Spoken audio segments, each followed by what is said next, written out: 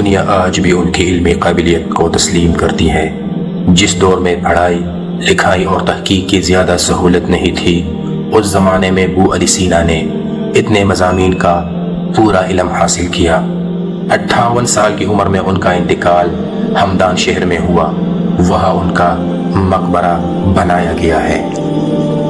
دنیا کے آغاز سے صحت اور بیماری کا آپس میں گہرا تعلق رہا ہے، یعنی صحت اور بیماری کی تاریخ اتنی پرانی ہے جتنا خود انسان۔ اللہ تعالیٰ نے بیماری بھی پیدا کی، اس کے ساتھ اس بیماری کی دوا بھی تخلیق فرمائی۔ یہ بات وثوق سے نہیں کہی جا سکتی کہ پہلی مرتبہ انسان کب اور کہاں بیمار ہوا۔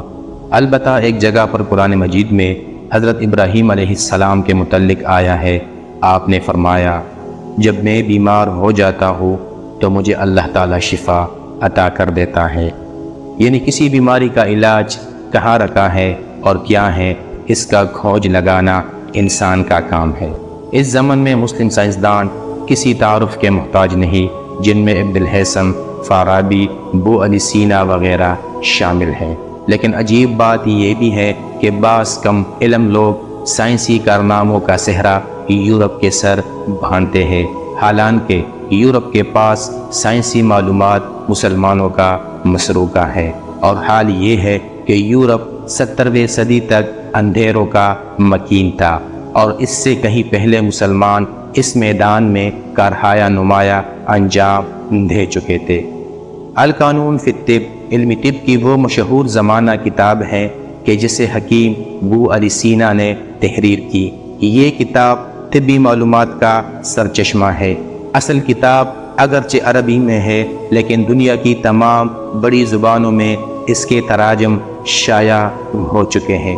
یہ کتاب کئی صدیوں تک یورپ اور اسلامی دنیا میں طبی تعلیم کے نصاب کا حصہ رہی ہے۔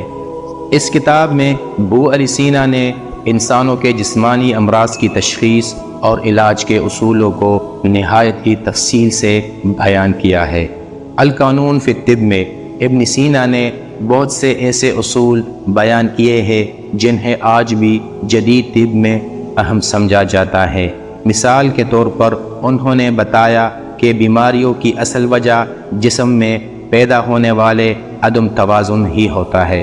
انہوں نے اپنی کتاب میں لکھا ہے کہ طبیب وہ ہے کہ مریض کی مکمل جانچ کے بعد بیماری کی اصل جڑ تک رسائی حاصل کرے۔ انہوں نے امراض قلب، شریانوں کی بیماری، ذیابیطس اور متعدد جلدی امراض کی تفصیل بیان کی۔ ان کا یہ نظریہ کہ دل کا درد شریانوں کے مسائل کی وجہ سے ہوتا ہے، آج بھی جدید طب میں ایک حقیقت مانا جاتا ہے۔ ابو علی سینا نے طب اور فلسفہ کے درمیان گہرا تعلق قائم کیا ہے۔ ان کا ماننا تھا کہ جسم اور روح دونوں کا علاج ضروری ہوتا ہے، اور بہتر معالج وہ ہوتا ہے کہ جسمانی علاج کے ساتھ ساتھ مریض کی روحانی علاج بھی کرے۔ ان کے اس نظریے نے نہ صرف اسلامی دنیا بلکہ یورپ کے فلسفیوں کو بھی متاثر کیا۔ ابو علی سینا، جنہیں مغرب میں ایویسینا کے نام سے جانا جاتا ہے، انہوں نے لگ بھگ 200 کے قریب کتب تحریر کی، جن میں اکثر کتابیں گردشی زمانہ کے ہاتھوں تلف ہو کر رہ گئیں۔ ان کے بارے میں ذکر ہے، ایک بار بخارا کا حکمران فرخ ابن منصور بیمار پڑ گیا۔ شاہی طبیبوں نے ان کا بھرپور علاج کیا، لیکن وہ ٹھیک نہیں ہوئے۔ تب ابن سینا نے ان کا علاج شروع کیا، اور فرخ کچھ دنوں میں ہی صحت یاب ہوئے۔ خلیفہ نے انہیں انعام دینا چاہا، لیکن اس نے انعام لینے کی بجائے شاہی کتب خانے تک اجازت مانگی۔ یوں انہیں اجازت مل گئی۔ جارج ساٹن نے اپنی کتاب ہسٹری آف سائنس میں انہیں گزشتہ 1000 برسوں کا عظیم مفکر اور طبی اسکالر قرار دیا ہے۔ ابو علی سینا نے القانون فی الطب میں سائنسی طرز فکر کو اپنایا اور طب کے میدان میں تجرباتی طریقے کو اپنایا۔ اس کتاب کا اثر صرف اسلامی دنیا تک محدود نہیں رہا، بلکہ اس نے مغربی دنیا کو بھی متاثر کیا۔ 14 جلدوں پر مشتمل اس آفاقی کتاب میں انہوں نے بتایا کہ صحت مند رہنے کے لیے اپنے جسم کو حرکت میں رکھنا نہایت ہی ضروری ہے۔ آپ نے بتایا کہ تمام نفسیاتی حالات جیسے غم، خوشی، غصہ، فکر اور بخل وغیرہ کا تعلق انسان کے قلب سے ہے، اور یہ بھی بتایا کہ انسان اپنی نفسیاتی صفات یعنی شک، حسد، بہادری، بزدلی اور عداوت وغیرہ ان سب پر تدبیر کے ذریعے سے قابو پایا جا سکتا ہے۔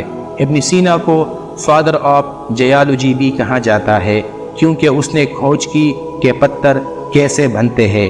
آپ نے کہا کہ سمندروں میں جو مردہ جانور ہے ان کی ہڈیاں گل سڑ کر پتھر کا وجود کھاتے ہیں۔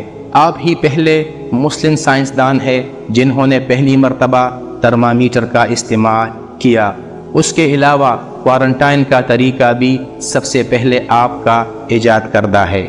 آپ نے متفرق موضوعات پر بہت سی اہم کتابیں لکھی ہیں جیسے مجموع، یہ کتاب علم فلسفہ کی تمام شاخوں کی جامع کتاب ہے۔ آپ نے ارسطو کی کتابوں کی شرح بھی لکھی ہے جو الحاصل والمحصول کے نام سے مشہور ہے، جو تقریباً 20 جلدوں پر مشتمل ہے۔ ان کی کتاب الشفاء ایک فلسفیانہ سائنسی کتاب ہے جو انسانوں کے ذہن میں اٹھنے والے سوالات جیسے دنیا کیا ہے، اس کے وجود کا مقصد کیا ہے وغیرہ پر بحث کرتی ہے۔ آپ کی ایک اور مشہور کتاب ادویات القلب کو بھی نظر انداز نہیں کیا جا سکتا۔ بلا شبہ آپ کی خدمات کو طب کے میدان میں عزت اور قدر کی نگاہ سے دیکھا جاتا ہے۔